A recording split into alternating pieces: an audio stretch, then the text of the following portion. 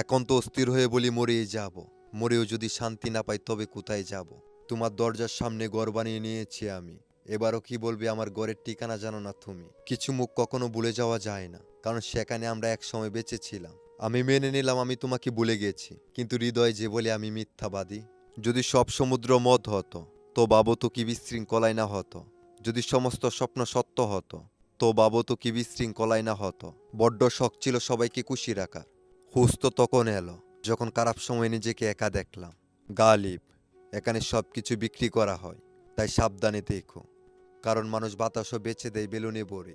প্রেমের ভিক্ষুক হইও না, ভালোবাসার দাতা হও। সুন্দর মানুষ সবসময় ভালো হয় না, কিন্তু ভালো মানুষ সবসময় সুন্দর হয়। এক ফোঁটা শান্তির আশায় হৃদয় বিক্রি করতে বেরিয়েছিলাম, কিন্তু খরিদ্দার দুঃখ দিয়ে গেল, আবার হৃদয়েও নিয়ে গেল।